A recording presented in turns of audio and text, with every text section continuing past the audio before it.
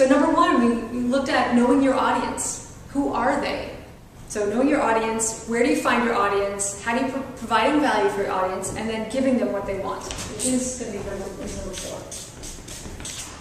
So it's very common for authors, for us to write our books in our own little cave, over here, quiet, away from everyone. And then when we come out into the world, we have to learn the language of our audience. We have to figure out what it is that they want. And that's sometimes challenging. And so I'm going to challenge you, and I'm challenging myself, how do I figure out what my audience wants even before I've written it? And the only way we can do that is to talk to our audience, which I know for a lot of authors can be kind of scary. But we can do it, and I'm going to give you some tools on how to do that. So I covered that a little bit in the previous one, and I realized figuring out what our audience wants means listening to our audience, number one. So when you're on the sites where the authors are, I mean where your readers are, my audience is often authors. When you're on those websites, you want to be listening to what's important to them. And I've noticed that there's a few different ways to do that. One is to point blank ask them.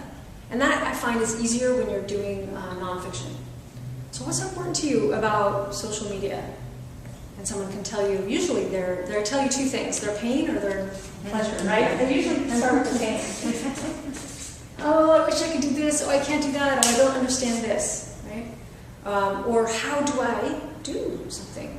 Or, I don't know, which one is better, right? We get that question for a video.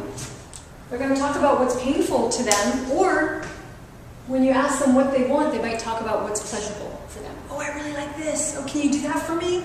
Can you do this for me? What I notice when I share with people about my novel, so I'm a fiction writer, is they get excited just by the concept of it. So they're kind of responding with pleasure. I know they're excited by the concept of Henrietta the Dragon Slayer, who right away, you got a picture of her, she's going to kill a dragon. Cool, you know. Who kills dragons, it's medieval. I don't know, there's something really exciting about that. I have keyed into the main theme of my book, which is empowerment for girls and women, young women. So as long as I stick with that in my story, I'm good. And in my marketing, as long as I stick with that, I think I'm good.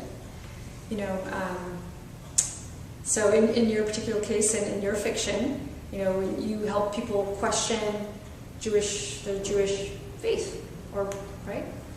I'm going to get you back to that. Right, so it has something to do with challenging their Jewish identity, getting them to think deeply about it. So so when you're listening to people about how they're talking about their Jewish identity, then you can use their language in your marketing. Any questions on this? So I have an example of maybe a question. So you know the TV show Lost? Yeah. So one of the things that I found really interesting about that show is that the writing and the story really appealed to people that love puzzles. And so when the show ended,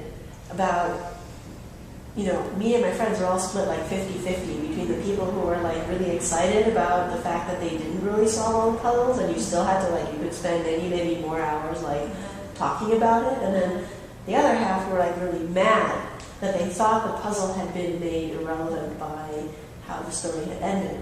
And I thought that what was interesting about that is that they set up this, and we're still arguing about it, even though these people no longer care, claim they don't care, and they're still this didn't make any sense. And so I think that's an example of where they gave two kinds of people who like to argue kind of what they want. What they wanted. Yeah. Very interesting. Fodder. Yes, and people are still talking about it. Mm-hmm. Yeah. That's very interesting. So they really gave them pleasure. They gave them the puzzles and arguing about the puzzles and everything. Very interesting. People either want to have an experience or avoid an experience. So the pleasure would be having an experience, pain would be avoiding experience. Or people want a result. They either want to avoid a result or create a result. So that's usually what they're going to be talking about when they talk about pain and pleasure. So that's a great example. And think of examples in your own domain.